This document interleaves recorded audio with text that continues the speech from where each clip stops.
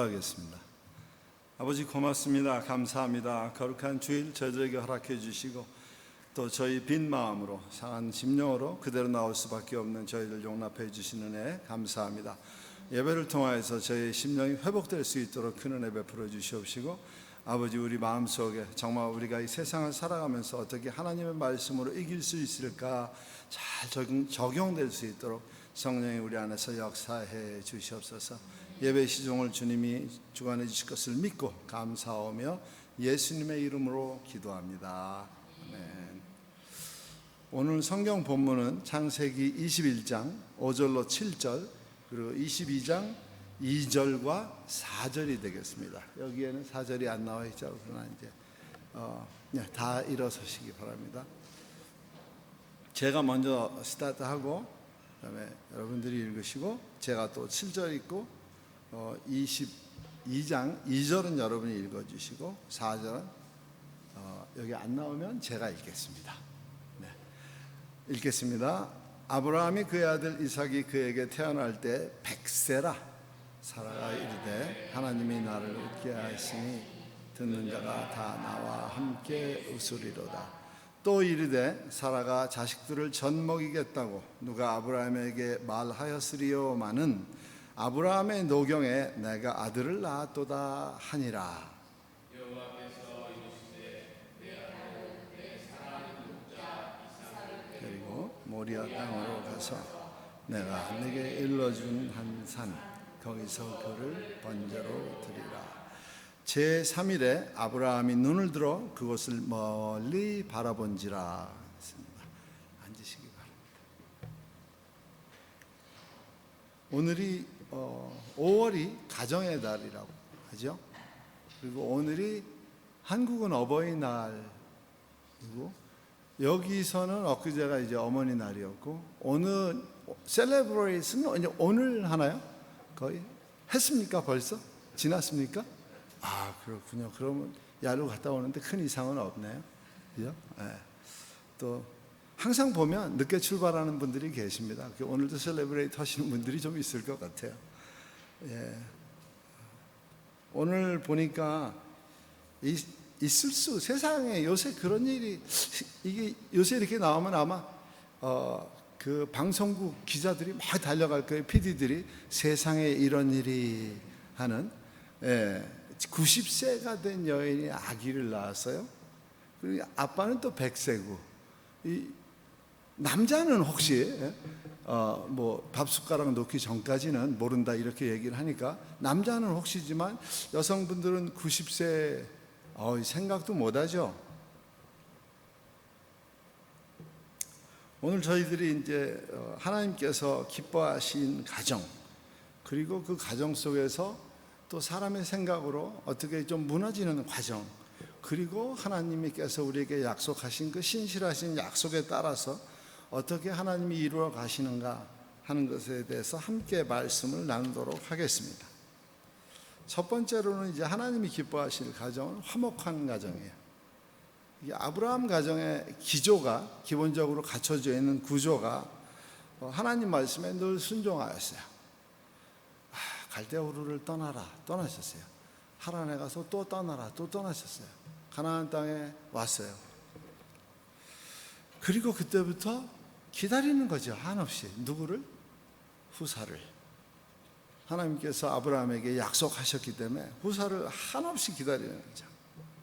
그 기다림이 25년이 되니까 이제 비로소 친자가 적자라고 그러죠. 적자가 태어나게 되고 물론 그 전에 11년쯤 되었을 때 이스마엘이라고 그러는 큰아들을 먼저 허락해 주시기는 하죠. 그때까지는 괜찮았던 것 같아요. 그러니까 이삭이 젖될 때까지 이스라엘은 젖을 보통 6살까지도 젖을 먹였다고 그래요. 예전에는. 근데 한국 분들은 1살이면 끊죠. 젖을 1살이면 벌써 이유식 막 이렇게 쌀에다가 할머니들은 입에 넣었다가 또 뱉어서 주기도 하셨고 예전에는 이제 쌀에 이렇게 쌀죽을 만들어서 엄마가 젖이 모자라면 그렇게 많이 먹이고 보통 노년에 난 아이들이 엄마 젖을 못 얻어 먹습니다. 제가 아버지가 저를 44세 낳으셨지만 어머니는 훨씬 젊으셨어요. 한 10여 년 차이가 나셨던 것 같고, 우리 사랑하는 또 마리아 선교사님은 어머니가 44세에 나셨대요. 그래서 늘 하시는 말씀이 내가 모유 수유가 안 되었기 때문에 기운이 딸려, 이렇게 얘기하시더라고요. 언제까지 이 가정이 그래도 화목했냐?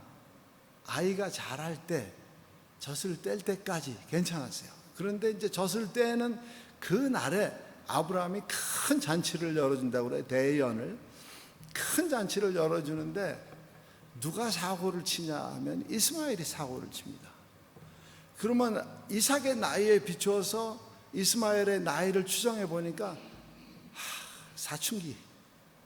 사춘기에서 티네이저 마지막까지 가는 딱 그 나이더라고요. 중간에 제일 무섭다 그러는 중2부터, 중2가 제일 무섭다며요. 그래서 김정은이가 못 내려온다고 그러더라고요. 중2 때문에 얼마나 무서운지. 얘들 물불 안 가리니까. 그때 얼마나 사춘기 때가 됐는데 14살이 되었을 때 동생이 생겼어요. 그리고 아버지의 사랑은 다 뺏겨버렸어요. 자식 사랑은 내리사랑이라고 그러잖아요. 큰애는 듬직한 것 뿐이고 귀엽고 이쁜 거는 작은 애들이 사랑.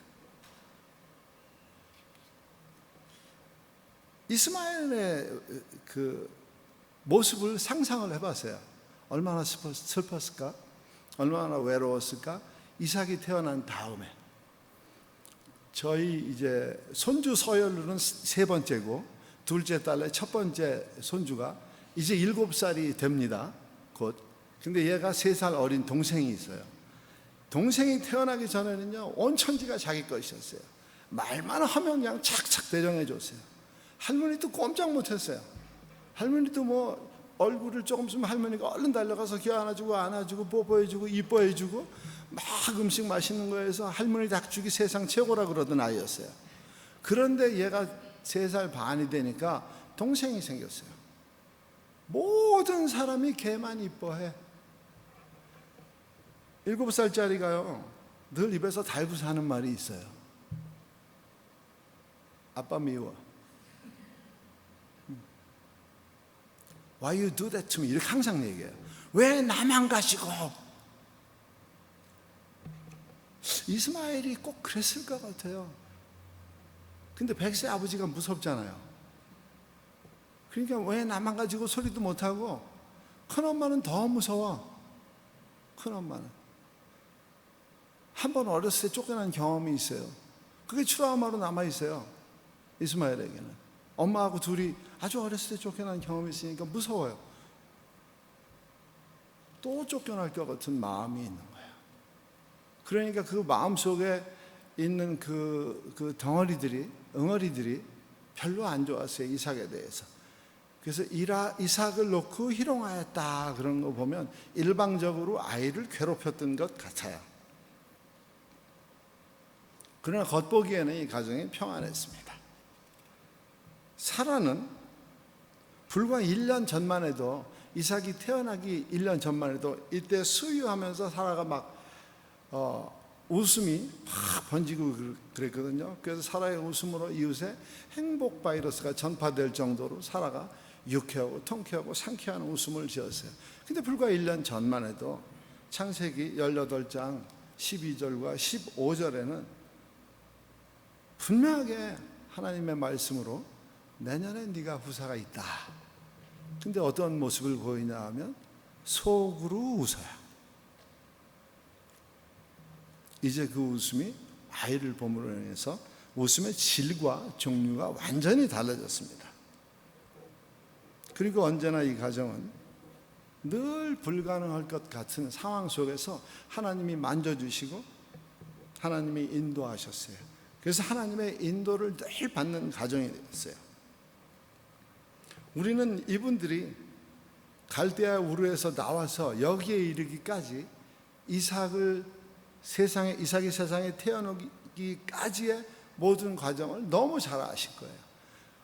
성경을 뭐 20독 30독 하신 분들 많이 계시겠지만 그보다 더 많이 하신 분들, 그렇게 못할지라도 늘 새해가 되면 올해는 내가 1독은 하리라, 여기는 지나가거든요. 여기는 다 창세기는 다 지나가니까 출애굽기 초장에도 다 지나가고, 이제 율법이 등장하면서부터 점점 그 무게가 강하게 다가와서 뜻을 못 이루는 경우가 많지만, 수도 없이 읽은 부분들이 이런 사건들일 거예요. 아주 길이 이렇게 탄탄대로가 있던 것이 아니라 늘 가는 곳마다 어려움을 경험하게 되는, 그러나 그 안에서도 하나님의 인도하심을 늘 따르는 가정이었습니다. 그리고 이 가정은 정말 부부가 서로를 무지하게 사랑했습니다. 여기 오니까 제가 엄청 사랑하거든요. 또 마리아 선교사님이 저를 엄청 사랑하는데, 저희가 시샘하는 가정이 너무 많아. 평강교회는요. 너무 부부 사이가 좋은 가정들이 그렇게 많을 수가 없어요.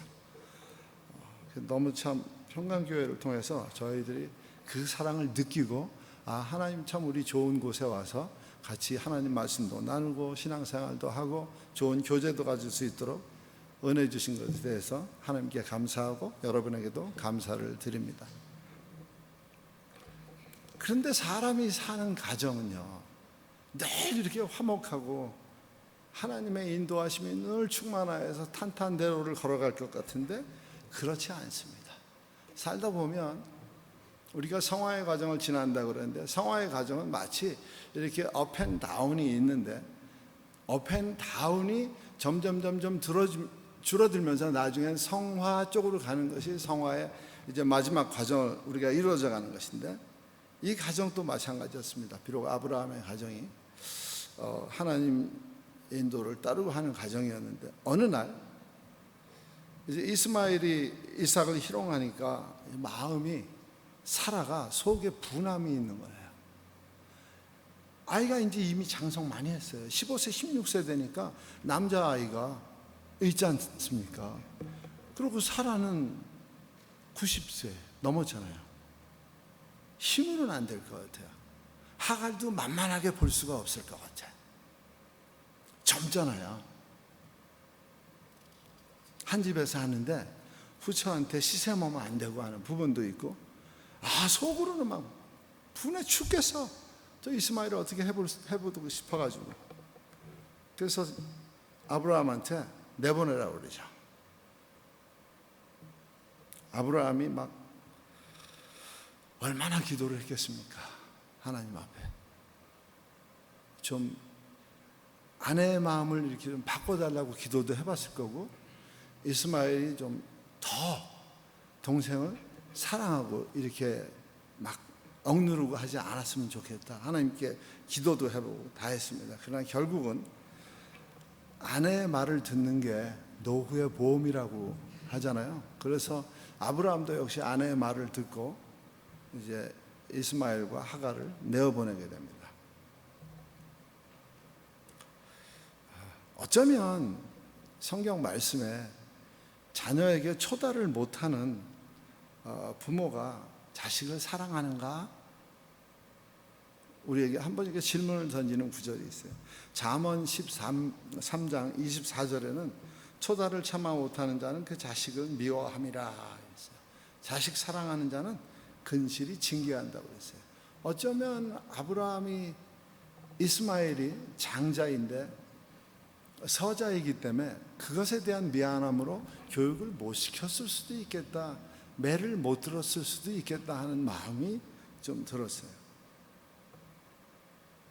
디모데후서 3장 16절 17절은 너무 잘 아는 말씀이에요. 모든 성경은 하나님의 감동으로 된 것으로 교훈과 책망과 바르게 함과 의로 교육하기에 유익하니, 이는 하나님의 사람으로 온전하게 하며 모든 선한 일을 행할 능력을 갖추게 하려 함이라 그랬어요.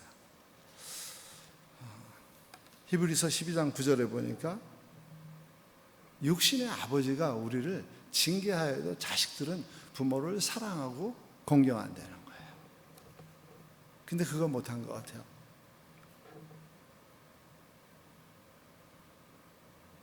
그리고 이제 내보내게 되죠. 이스마엘과 하갈을 내보내게 됩니다. 하나님께서는 아브라함에게 답을 주시죠. 마음의 결단을 할 수 있도록. 저도 큰 민족을 이룰 것이다. 내가 함께 할 거니까 내어보내도 된다. 멀리 가지는 않았던 것 같아요.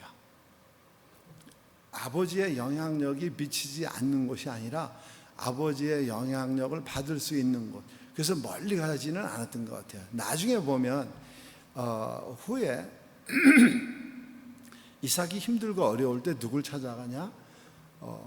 이스마엘을 찾아갑니다. 성경에는 나와 있지 않아요. 이스마엘을 찾아갔다고 나와 있지는 않습니다. 그러나 이삭이 이제 어머니를 여의고 어디에 가서 거주하게 되냐면 남방에 가서 거주한다고 그래요. 근데 그 남방은 어디냐면 무엘라 헤로이라 그러는데 그 말 뜻은 하나님이 소리를 들으신 운물이라는 소리예요.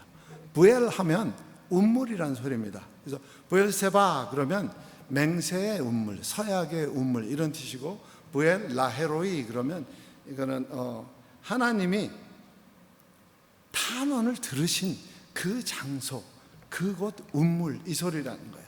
거기에 가서 거주했는데 그곳은 아브라함과 사라가 원래 묵었던 부엘세바에서부터는 남동쪽으로 한 30km 정도 떨어져 있는, 30km면 여기서 어디쯤 가야 되나요? 집사님 직장? 예, 그 정도. 그럼 먼 거리는 아니죠. 걸어서도 하루길이면 가는, 그죠? 걸어서 백리는 가니까, 백리가 75리니까 뭐 걸어서도 갈 수 있는 거리. 그렇게 멀리 떨어져 산 것 같지는 않아요. 그리고 아브라함의 장례 때 이스마엘은 참석하게 되잖아요. 그래서 장례를 이삭과 같이 치르게 되고, 늘 이삭이 이제 크니까 이삭과 이스마엘은 왕래가 있었던 것으로 보입니다. 성경에는 그런 얘기가 잘 없어요. 이제 신학자들이 굉장히 많이 좋아하고 설교자들이 굉장히 좋아하는 책이 두 권이 있는데, 한 권은 요세푸스가 적은 이스라엘 역사, 또 한 권은 야살의 책이라고 하는 것이 있습니다. 성경을 수백 번을 읽으셔도 이 부분은 지나가는 분이 되게 많아요. 여호수아서에 여호수아가 이제 아모리의 5 왕들 연합군하고 길갈에서 싸움을 하고 여기를 계속 치기 위해서 해가 안 떨어지면 좋겠어요. 깜깜하면 싸움이 안 되니까. 이거 치는 김에 완전히 눌러서 무너뜨려야겠다. 쫓아가는데 해가 떨어지는 거예요. 기도하게 되죠. 하나님 앞에. 해가 떨어지지 않기를 기도하죠. 달이 뜨지 않기를 기도하죠. 하나님이 그 기도를 들어주셨어요. 그러면서 그 부분에 뭐라고 나오냐 하면 야살의 책에 기록되었으되 하고 나옵니다. 또 사무엘하 거기에도 야살의 책에 기록된 부분들이, 그러니까 어떤 부분을 야살의 책에서 인용해왔다는 그런 부분들이 나옵니다. 이게 지금 미리 먼저 나왔는데요. 순서는 나중에 뒤에 있어요. 야살의 책을 보면, 야살의 책은 요세푸스의 책과는 좀 달라서, 요세푸스 책은 이스라엘의 문화라든지 관습 뭐 이런 부분들이 쭉 다 적혀 있는데 반해서 야살의 책은 야살의 책에 기록된 것은 창세기보다 분량이 2배쯤 많습니다. 굉장히 자세하게 기록하였고, 창세기에 기록되어 있지 않은 부분들이 구전을 통해서 다 기록되어져 있어요. 누가 기록했는지는 나와 있지 않습니다. 작자는 미상이고요. 오늘날에는 원본은 존재하지 않고 그것이 이제 책으로도 많이들 나와 있어요. 인터넷으로 또 서치해보면 인터넷에도 많이 등장하고요. 야살의 책은 거의 처음의 시작은 태초에 하나님이 천지가 아니라 하나님이 인간을 창조하실 때부터 1장이 시작돼요. 야살의 책 1장, 그러면 하나님이 사람을 어떻게 지으시고가 나옵니다. 그리고 91장이 마지막 장인데 91장에는 사사기 1장과 거의 비슷하게 기록되어 있습니다. 그리고 야살의 책에는 인물사 중심이에요. 이 사람이 살아온 길, 그것을 중심으로 해서 많이 기록하였고, 또 하나님의 요세푸스는 이스라엘의 문화 중심이고, 성경은 하나님의 구원관 중심으로 기록되어 있습니다. 그래서 좀 다른 것이 하나님의 구원관 중심에 기록된 성경책에는 이런 인물사 중심의 것들이 기록되어 있지 않고 많이 빠져 있는 거예요. 야살의 책이 그런 부분들을 보강해주고, 저희들이 어렸을 때 학교를 다닐 때 교과서가 있으면 따라오는 책이 또 있죠. 참고서라고. 이 참고서와의 역할을 하는 것이 야살의 책입니다.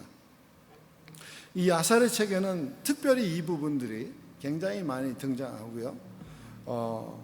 제가 인터넷을 통해서라도 여러분이 접할 수 있는 책이에요. 야살의 책은 한번 읽어보시면 성경을 이해하고 특별히 성경에 나온 그 인물들이 겪어가고 나가는 그 부분들에 있어서 그 인물이 마음속에 감았던 품성, 그때의 상황에 대한 마음에 품고 있던 부분들, 이런 거 기록이 굉장히 잘 되어 있습니다. 한번 처음에 시작을 하니까 끝에까지 놓을 수가 없는 거예요. 그래서 그거를 보면서 하나님 앞에 이런 책이 있으면 얼마나 감사할까, 그런 생각도 가졌습니다.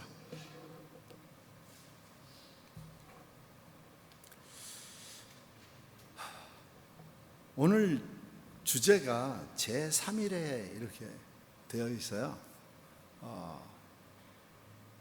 제가 이제 원래 처음에 기록하기를 창세기 22장 4절인데 잘못 눌러서 2절을 눌렀어요. 그랬더니 목사님 그냥 2절을 그냥 이렇게 하셨더라고요. 4절인데 4절은 제3일에 하고 시작합니다. 22장까지의 모습이 나오다, 21장 모습을 쭉 보다가 이제 21장 모습에 또 특별히 그 일 말고도 하갈과 이스마엘을 내보내는 사건 말고도 또 다른 사건들이 조금 기록되어 있어요. 그리고 23장에 오니까 이제 드디어 22장이죠. 제가 잘못 말씀드린 것 같아요. 22장 4절에 보니까 제3일에 아브라함이 눈을 들어 그것을 멀리 바라본지라 그래요. 1절로부터 3절까지에는 1절에 하나님이 아브라함에게 일찍이 이삭을 내가 지시하는 한 산, 모리아 땅에 있는 한 산에 가서 번제물로 바치라. 청천벽락 아니겠어요? 100살에 얻은 아들인데, 보통 제가 이렇게 여쭤볼게요. 이때 이삭의 나이를 성경이 기록하지 않았어요. 그렇죠?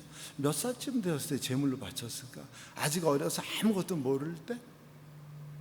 아니면 10대? 꽃같이 아름다울고 10대? 티네이저 때? 아니면 20대? 혹은 30대? 40대는 아니에요. 왜냐하면 이삭이 37살에 사라가 세상을 떴거든요.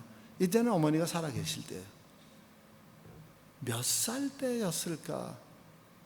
한번 손 들어보세요. 10세 미만, 10세 미만, 10대, 티네이저 때. 어우, 과반수가 넘었어요. 과반수입니다. 딱. 20대, 청년의 때. 없군요. 한 분 계시고. 30대. 없군요. 그럼 40대도 없고. 그럼 손을 안 드신 분이 한 분 계신데. 성경적으로는 정답이 손을 안 드시는 게 맞습니다. 우리가 나이를 추측할 수는 없어요. 근데 요세푸스는 25쯤 되었을 것이다 이렇게 얘기를 하고요. 야살의 책에서는 37세로 기록했어요. 그래서 왜 37세인가? 자세하게 37세쯤으로 이분을 확정 짓고 기록한 것이 바로 번제단 사건 이후에 바로 등장하는 23장, 바로 뭐가 등장하냐면 사라의 죽음이 나와요. 사라가, 이삭이 37살에 사라가 세상을 떠요. 사라가. 그러면 사라는 90살에 났으니까 127, 127살에 사라가 세상을 떠요. 성경에 여성분이 세상을 떠나셨을 때 나이가 기록된 것이 또 있을까 할 정도로 아주 드문 케이스예요. 하나님의 사랑이 모세에게 이렇게 들어갔던 것 같아요. 하나님이 사라를 얼마나 사랑했던가 하는 게, 사라의 죽음이 물론 하나님 곁으로 가니까 하나님에게도 사람 마음으로 표현한다 그러면 슬프고 어려웠을 거예요. 야살이 쓴 책에는 왜 37살로 했냐, 이 제3일에 물론 우리가 가지고 있는 성경에는 아브라함이 그 안에 사라와 한마디 말을 섞지 않았습니다, 이 사건에 대해서. 그런데 야살의 책에서는 아브라함이 놀랐어요. 하나님이 너 아들 모리아 땅에 있는 한 산에서 제사를 드리라. 이 모리아라는 말 자체는, 모리 하는 소리는 이제 내가 지정하는, 그리고 야는 하나님이잖아요. 하나님이 지정하는 땅에 있는 한 산으로 가서 번제물로 드리라. 번제물은 완전히 다 태워서 없애는 거거든요. 혼자만 간직하기엔 사건이 너무 큰 거예요. 야살의 책에서는 인물의 감정을 충실히 나타냈던 것 같아요. 그래서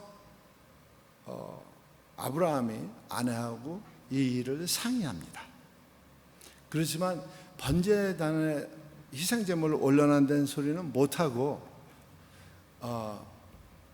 모리아 땅에 있는 그 하나님의 말씀과 하나님께 행하는 모든, 하나님께 서빙하는 모든 절차를 가르치는 분이 계신데, 내가 얼마나 그 시간이 걸릴지는 모르지만 이삭을 데리고 가서 그곳에서 이삭을 놓고 오겠다. 사라가 아무 의심 없이, 늘 남편이 듬직했으니까 오케이. 그리고 떠났어요. 3일이 됐는데 사라의 마음을 표현했더라고요, 야살에는. 그런데 왜 장작을 산더미같이 가져갔을까? 나귀에 싣고? 의심이 들었죠. 장작을 쓸 때에는 늘 아마 그 일이 처음 해보는 일은 아니었을 것 같아요. 하나님 앞에 번제단을 쌓는 일은 아브라함 가정에서는 늘 있었던 것 같아요. 그러니까 사라가 의심을 품게 되고 아브라함의 뒤를 쫓는다는 것이었어요. 그것은 한 브엘사바에서 모리아 땅은, 지금 오늘날의 모리아 땅은 예루살렘입니다. 그러니까 그 모리아 땅에 있는 한 산이 거리상으로 3일 길인데 3일은 아니에요. 젊은 사람들이 아마 이 집사님이 걸으신다고 그러면 이틀에 갈 수 있는 거리예요. 80km에서 100km 사이. 아브라함이 나이가 있으니까, 아브라함은 나귀를 타지 않고 모든 장작은 다 나귀에 싣고 아브라함은 나귀 고삐를 잡고 걸어갔고, 이삭은 어리다 그러면 갈 수가 없는 날이. 그래서 4명이 이제 엘리에셀하고 또 다른 사환, 야살의 책에서는 이스마엘로 적었더라고요. 왜 이스마엘로 적었는가? 아들을 번제물로 하나님 앞에 드리고 나면 그 다음에 자기의 뒤를 이을 사람은 이스마엘밖에 없는, 거기서 장자권이 넘어가는, 거기까지 생각을 했던 것 같아요. 이 야살의 책에서는 이스마엘의 동행자로 표시를 하더라고요. 그 당시에 이스마엘은 50대였을 것이고 이삭은 37세쯤. 그래 127세가 된 사라가 남편의 뒤를 쫓아가는 광야 길을. 그리고 못 만납니다. 돌아오는데 못 만났어요. 못 만나고 돌아왔어요. 그리고 돌아올 때 처음에는 아브라함이 두 종에게 얘기할 때 우리가 돌아오리라고 그랬어요. 우리가 돌아온다는 것은 내가 이삭과 돌아온다는 말이었는지, 혹은 인칭 자체가 한국과 같은 우리라는 그 1인칭 복수 명사를 썼는지는 모르겠어요. 그런데 나중에 뒤에 가면 22장 마지막에 가면 아브라함이 혼자 돌아옵니다. 이삭과 같이 돌아오는 게 아니라 아브라함이 혼자 그 종들이 있는 곳으로 돌아오게 되죠. 그리고 이삭이 그 이후에 이삭에 대해서는 아무 기록이 나타나질 않아요. 그래서 거기에는 이제 이삭의 감정까지도 이삭이 가지고 있었던 설마 아버지가 자기가 꽁꽁 묶이고 칼을 들고 절체절명의 순간에 하나님께서 살려주셨죠. 그렇지만 아브라함에 대한 이삭의 감정이 어땠을까 하는 부분들을 또 야살의 책에서는 잘 기록되어 있더라고요. 그것까지 다 꺼내면 그냥 2부 예배까지 넘어가야 될 것 같은. 그래서 그거는 이제 나중에 어느 날 시간이 됐으면 또 나누기로 하고요. 그때 이삭이 충격을 받고 이삭은 브엘세바로 돌아오지 않고 내려오는 길에 어디에 머물게 되냐면 기럇 아르바라는 곳으로 가게 됩니다. 처음에는 남방으로 내려갔다가 남방에서 다시 올라와서 기럇 아르바, 우리가 늘 잘 아는 헤브론을 기럇 아브라라고 부릅니다. 기럇 아브라에 머물게 되고 그 기럇 아르바가 사라가 마지막으로 죽는 것이야. 그러니까 사라는 이삭밖에는 몰랐던 것 같아요. 이제 자기가 운명이 다 할 때가, 이제 세상을 거반 다 할 때가 되니까 아들의 품에 가서 안기기를 원했는지 그곳에 가서 살다가 죽게 됩니다. 그리고 성경에 운다는 소리가 잘 안 나오는데요, 성경에서 운다 하는 말을 기록되었을 때는 정말 가슴이 찢어졌을 때, 아주 애통하고 너무 슬펐을 때 운다라는 말을 기록합니다. 아브라함이 아내 사라의 장례식에 왔을 때 장례를 치르면서 슬프고 아주 애통하다고 그랬어요. 그러니까 아브라함이 얼마나 사라를 사랑했나 모르겠어요. 사라는 늘 아브라함이 거짓말 시킨다고 그랬을 거예요. 누이라 그러라고 2번씩이나 그렇게 하고, 또 아들을 번제물 바치는 것도 그렇게.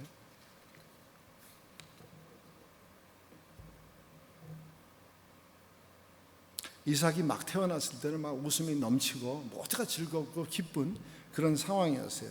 근데 번제단 사건 이후로는 가족이 이렇게 뿔뿔이, 대화도 없고 뿔뿔이 별로 기록되지도 않고, 그 부분에 대해서는 그냥 번제단 사건 이후에 바로 이삭아 127세를 향수하였더라, 그렇게만 기록되어 있어요. 우리는 그런데 하나님께서 주신 그 메시지 하나는 사라가 묻힌 곳이라는 거예요. 어디에 묻혔냐? 브엘세바도 아니고 모리아 땅에 있는 한 산도 아니고 광야도 아니에요. 헤브론이에요.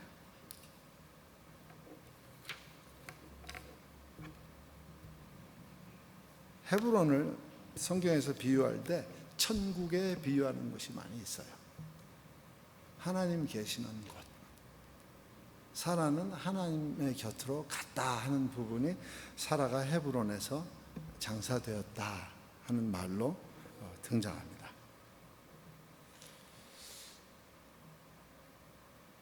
사라가 이제 세상을 뜨게 되니까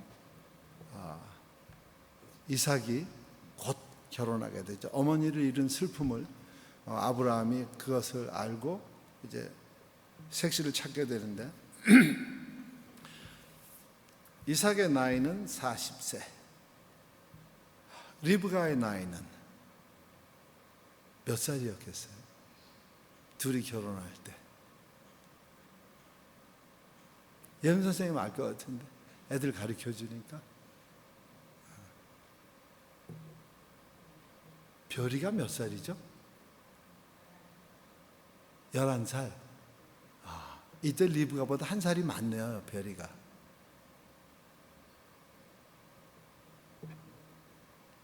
그렇죠? 그러니까 아마 이게 맞는 것 같아요. 40에 이삭이 40에 결혼했는데 쌍둥이를 낳기는 60에 낳았거든요. 그러면 리브가의 나이가 결혼하자마자 10세에 낳는 거는 좀 30세쯤 되었을 때 낳았다. 예, 그건 생리적으로도 맞는 얘기 같아요.